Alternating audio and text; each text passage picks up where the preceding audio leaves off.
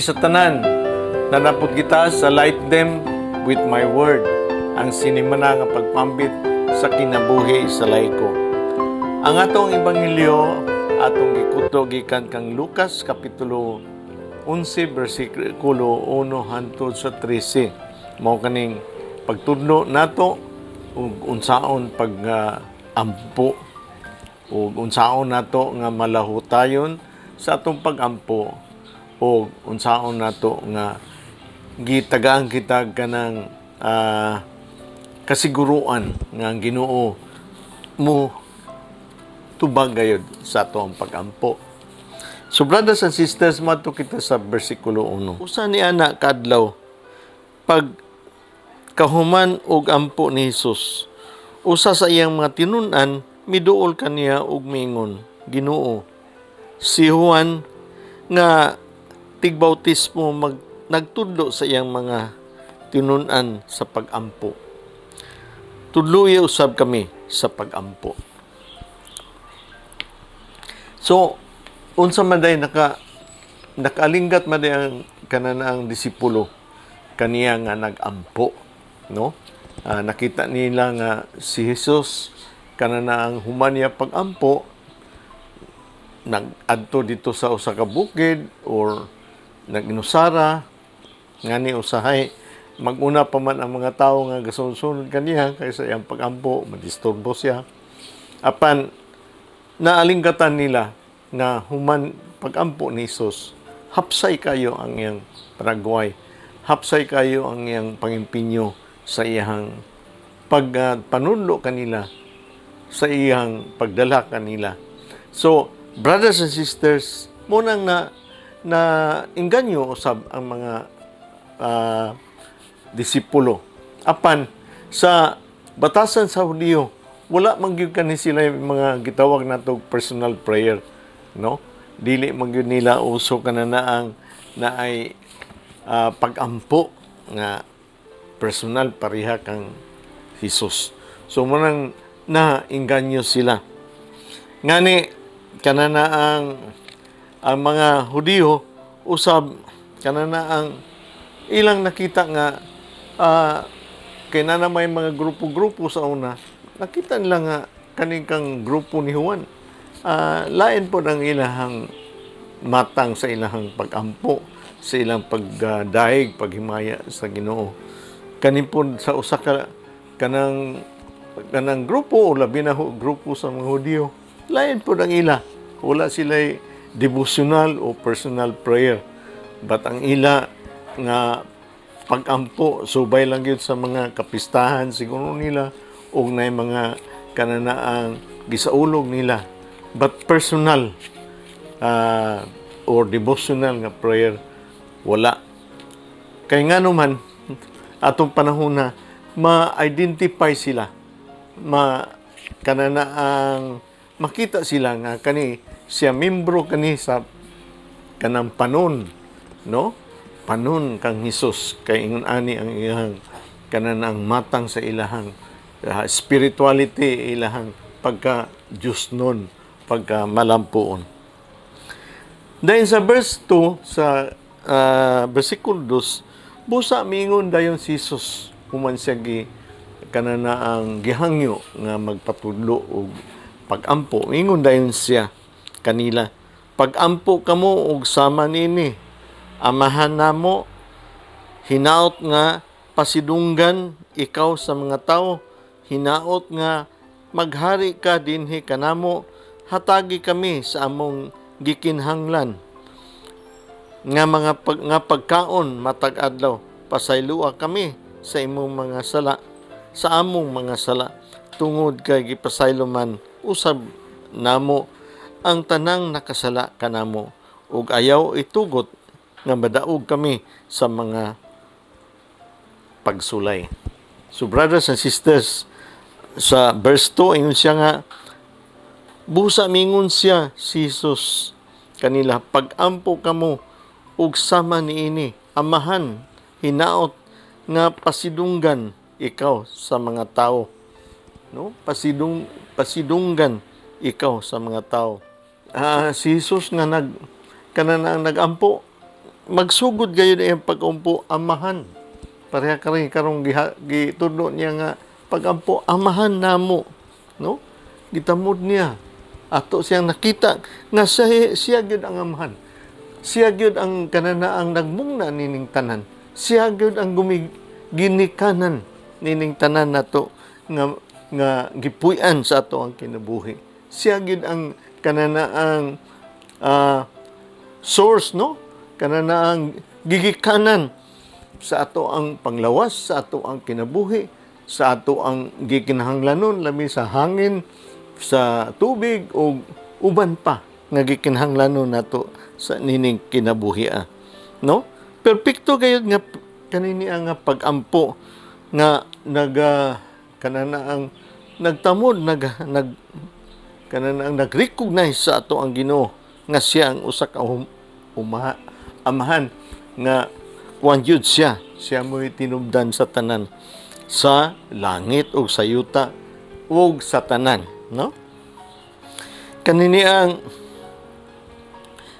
hinaot nga maghari ka dinhi kanamo, ikaw gayud ang pasidunggan sa mga katawhan, no? Ang ato ang Ginoo, ang atong amahan, nagtudlo gayud kanato nga kananaang ato yung kananang hatagan og kahimayaan ang ato ang Ginoo sa ato ang pag-ampo, no? Kananaang labaw pa sa ato ang tanan-tanan nga mga intereses o labaw-labaw sa tanan nga ato ganing kanang giginahanglan. Ang amahan yun mo ay labaw sa tanan, iya yun ang kanang kahimayaan sa tanan. Kay nga naman, ang ato ang Ginoong Hesus gani naghatag nato ehemplo nga siya mismo nagtawag gayud sa amahan sa iyang pag-ampo. Bisan to diya na sa kanang kakuyaw, kapiligro o hapit na siya mamatay diya sa cross. Iyon gani siya nga amahan ko, itugyan ko ang akong espiritu, no? Ay pasayloan sila kay wala sila mahibalo sa ilahang ginabuhat. Amahan ko, itugyan ko ang akong espiritu. Diha sa Lucas kapitulo 23 santod sa 46. Meaning, ang ato na yung pag-ampo na yung murag kanang kita nga binunyagan puro mga anak sa Diyos. Kita nagtamod sa ato ang Ginoo nga usa ka amahan nga muhatag natong probitso nini kinabuhi. Amahan nga muhatag natong proteksyon. Amahan nga manalipod ka nato. Munang mura kita og usa ka kanang anak. Usa ka mga kanang katawhan niya. Mga bata nga nangayo o kanang gikinahanglan nila ang ilahang adlaw-adlaw nga proteksyon, adlaw-adlaw nila nga kanang gikinahanglan mo nang ilang gipangayo kini sa ilang amahan. Yun ana ka simple, yun ana ang relasyon nato sa ato ang Ginoo, atong amahan, no? Yun siya nga ang gingharian, hinaot nga maghari ka dinhi kanamo. Meaning ang imo gingharian nga unta matuman dinhi sa yuta, maingon dito sa langit, maghari ka, no? Kanini ang atong ang gisugutan karon nga pagtudlo sa kanato unsa ang pag-ampo gikan kang Lucas, simple kayo og direct to the point. Ang kang Mateo mo na ato ang kanunay i-recite or atong pangajion kanunay labi na hada sa santos nga misa o adlaw-adlaw nato nga pag-ampo da sa santos nga rosaryo ug uban pa nga mga pag-ampo nato. So direkta, no? So maghari ka kay nganuman kay ang gingharian na ana dinhi kanato ug maghari ang Ginoo dinhi sa yuta ngadto sa langit. Unsa man dinhi ang gingharian, no?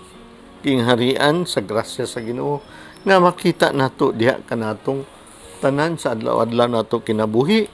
Maghari ang Ginoo diha sa iyang gingharian diha sa ato ang simbahan nga nagsustainer kanato adlaw-adlaw ug maghari finally ang Ginoo kung moabot kita moabot siya ug dad-on kita niya diha sa gingharian diha sa langit sa ato ang kanang kinabuhi nga wala nay katapusan, no? Direkta gyapon iyang giingon, hatagi kami sa among gikinahanglan nga pagkaon matag adlaw, pasayloa kami sa among mga sala tungod kay gipasaylo man usab kama namo ang tanan nakasala kanamo ug ayaw itugot nga madaog kami sa mga pagsulay, no? So brothers and sisters, human nato gidayeg o gitagang himaya ang ato ang Ginoo. Isip usa kita mga anak, gidayon ang ato ang pagpangayo kaniya o petisyon nga tagaan kita sa ato ang mga gikinahanglanon, no? Ngani nag-istorya siya nga, give us this day our daily bread, ang atong adlaw-adlaw nga pan pan may gisgutan, no? Pagkaon unsa man ang pan, ingon bitaw siya, ang tao dili lang mabuhi sa usa lang ka pan but sa pulong sa Ginoo nga iyang gibungat kanato. Man shall not live by bread alone but by the words that God give us or speak to us. So brothers and sisters, gawa sa pan kanana ang nangayo kita og petisyon nga kita pod nga mapasaylo sa ato ang Ginoo ug mahatagan og deliverance, no? Matagaan og ganana ang gitawag nato nga kagawasan sa mga kasalanan o kadautan. Kay ngano man, kay ato man pong gipasaylo ang uban. Sama sa atong pagpasaylo sa uban, no? Naghatag siya ganana ang gitawag nato ehemplo, no? Sa ato ang pag-ampo kuno, sa ato ang mga intensyon sa atong pag-ampo. Kinahanglan persistent ta, no? Kinahanglan atong iduso kanunay, iduso gyud nato kanunay kang Hesus ang ato ang pag-ampo, no? Iduso. Pareha ini karon sa ato ang nadungog nga usa ka amigo, no? So may amigo ka nga suod kay nimo, kay napo kay amigo niabot sa inyong balay nga wa ikaw mapakaon mo nang nanghangyo ka nga unta tagaan kang pagkaon. Apan imong amigo na nirado na, natulog na yung mga bata, dili na siya gusto mo bangon, but tungod sa imong kanang yung pagduso nimo sa imong intensyon diha sa imong pagpangayo, kay nakita niya nga kuang gyud kanang gikinahanglanon gyud nimo, mo na ang imong amigo ning bangon o gipasulod ka sa balay, ingon siya nga, sige, pag kuha dia sa pagkaon nga gikinahanglan nimo para ipakaon nimo sa imong bisita. So brothers and sisters, ingon ana po ang ato ang Ginoo, no? Kanana ang ato yung giduso ang atong gikinahanglanon kaniya. Kay ngano man ang Ginoo, mutubag man siya og tanan-tanan iyang maatiman sa imuhang pag-ampo. Like for example, nangayo ka og kanana ang pag-ampo nga unta imong bata makahuman sa ihang pag-eskwela. Ibalo nimo nga imong bata bugoy-bugoy gayud kayo, dili gatuon apan gusto nimo mahuman sa pag-eskwela, imo nang gibuhat nga tanan o inubanan sa imong pag-ampo himarkada. So brothers and sisters, imong pag-ampo mo yung kadugay maging kayo, Lord. Dugay gayod, kay nga naman ang Ginoo gusto niya ang tanan mabulahan sa imong pag-ampo. Dili lang mausap imong bata, dili lang matagaan ka sa imong gipangayo, sa imong intensyon. Apan mausap pod ang tanan nga nagpalibot niya na, iyang teacher, ang eskwelahan, iyang barkada, o uban pa nga nagpalibot niya kanunay. Ngani sa imong pag-ampo, wala po kay imuhang gilihok. Atuan imong teacher, Atuan nimo ang iyahang kananaang eskwelahan, pangutanon nimo. Ang teacher magsabot mo kung saan ninyo pag-atiman sa imong mga bata. Ilhon nimo ang iyang barkada. Dilingon nga itugyan na lang nimo tanan sa Ginoo. Wala po kay imong buhaton na dili ka na mahitabo ang imong pag-ampo nga mo yung ka-persistent nga imong hagyong giduso og mayo. Ang pagduso apil pod ang imuhang paglihok, brothers and sisters, no? Muna ang gihisgutan niya diya sa verse 5 hangtod sa 8, no? So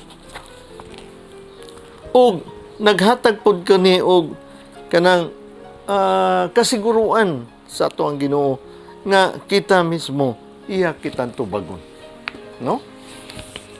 Mo bitaw na ingon siya nga sa verse 9, ingon siya, busa sultihan ko kamo, pangayo sa Dios ug hatagan niya kamo, duol kamo kaniya ug tabangan gayud niya kamo, pagampo kamo sa Dios ug tubagon niya kamo, tungod kay ang tanang mangayo sa Dios makadawat yun.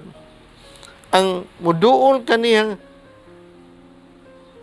tabangan gayod niya ug ang magampo tubagon niya. So brothers and sisters, muna sa in English pa, seek and you'll find, knock and it will be open to you. So brothers and sisters, kani nga pagtulunan naghatag nato og kanang reminder nga ang Ginoo ang atong amahan. Iya gayud kitang hatagan kay kita mga anak. Iya mangyong giatiman. Hatagan gayud kita niya sa atong gikinahanglan, no? Muna sa verse 11, insya nga kamong mga ginikanan kung mangaya ug isda ang inyong mga anak, hatagan ba ninyo og bitin? Kung mangayo silag itlog, hatagan ba ninyo og tanga? Dili gayod. Kung kamo mga tao nga daotan, mahibalong muhatag sa maayong mga butang ngadto sa inyong mga anak, unsa pa ka ang usa ka amahan, inyong amahan sa langit? Ihatag gayud niya ang Espiritu Santo sa mga mangayo kaniya, no? So ang mangayo kuno kaniya, hatagan gayud niya og Espiritu Santo. Mo ni ang akong istorya kaninyo, ihatag gayud niya ang kaikag sa tanan para ang imuhang ganang pamugos diha sa pagampo ninyo nga mausab ang imong bata sa akong ehemplo kanina. Matubag yun o gihatag niya o kasiguruan. Kay Espiritu Santo na yun niyang gihatag. Meaning, kita tanan. Magamhan gayon sa gahom sa Espiritu Santo nga kita tanan magtinabangay aron ang bata makahuman sa iyang eskwela. Ikaw ginikanan, nakay kaikag pagduol sa mga maestra, pagduol sa eskwelahan, pagduol sa mga barkada, pagpadayon, paglahutay sa imong pagampo, o kinintanan, pinaagi sa inyuhang pagsabot-sabot o kung sa inyuhang buhaton nga dili maka-diskurahe sa usa ka bata, dili nga ang inyong approach puro kasaba, puro na lang tanan sayop sa usa ka bata. But pinaagi sa Espiritu Santo na ang pasensya, na diha ang kaayo, na diha ang kamaya, na diha ang gahom sa pagkamalinawon, na diha ang gahom sa gugma o brothers and sisters, pagkamalaho tayo diha sa pasensya. So muna siya nga, ihatag pa nako ang Espiritu Santo kaninyo kung unsa ang inyong pangayoon as mga anak nako, ihatag nako kaninyo. Even ang Espiritu Santo, dili lang gamay ang ihatag sa Ginoo. Pag Espiritu Santo na gyud, unity in the community. usa kita ka komunidad, usa kita ka simbahan, no? Nay masayop nga usa ato kaning tabangan kay naa diha ang gahom sa Espiritu Santo nga naglihok diha kanaton tanan. Ang gasa sa Espiritu Santo naglihok kanaton tanan, siya ro dili mausab o dili matuman o dili kanana ang matubag ang atong pag-ampo sa Ginoo, nga iyan ang gihatag ang gahom sa pag-atiman nato, no? Dili yun nga mura bitaw kanini ang atong pag-ampo is murag mangayo ka, murag naasa kanang DSWD, mangayo kag 500, hatagan ka pud og 500, mangayo ka og kanana ang pagkaon, hatagan ka og pagkaon, dili diri. Mangayo ka og pagkaon, mausab ang tanan, kay ang tanan mahibalo na unsaon pagluto, unsaon pangimpenyo, unsaon pagpangita sa kwarta.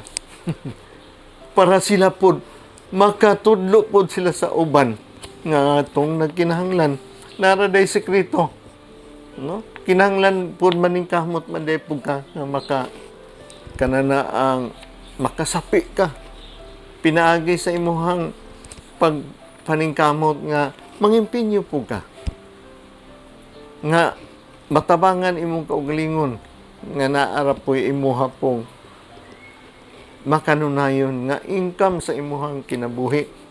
Kana mga to itundo sa uban. Munang diha sa Episo Kapitulo 6, versikulo 18, gi pahimangno kanato, og pag-ampo kamo kanunay nga tabangan kamo sa Dios pinaagis sa Espiritu Santo.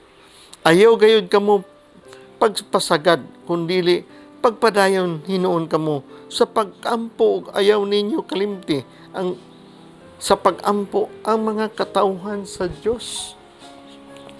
Pag-ampo sa tanan-tanan nga involved sa imuhang pag-ampo, atong pod iampo, ato pod nga panalanginan nga unta ang teacher, ang eskwelahan, ang barkada, ug uban pang involved niya na nga sila pod maapil diha sa pag-usab sa usa ka bata.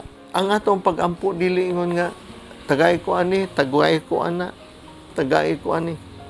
Dili ingon ana ang atong pag-ampo. Muna na kung ingon ana ang atong pag-ampo, then ay haraday ka mag-ampo og nakagikinahanglanon. Dili ingon ana ang atong pag-ampo, ang atong pag-ampo naa sa pundasyon sa ato ang relasyon sa ato ang Ginoo. Pinaagi man diha sa ato ang kanana ang pagpasalamat, pagdahig ug paghimaya. Kung nagkinahanglan ta, masabtan nimo dayon ug unsa gayud ug kinsa gayud ang atong amahan. Nga daghan man day kita nangayo ug ato ang pagpangayo, naglang bigit man ini sa ihang community sa uban po niya mga katawhan. O kinsa man ang maluwas kita man tanan. So brothers and sisters, kung matabangan mga ni ang atong giampo, like ang akong example, ang atong imong anak, so brothers and sisters, mabulahan ng tanan. Sa ngalan sa Amahan, sa Anak, sa Espiritu Santo. Amen.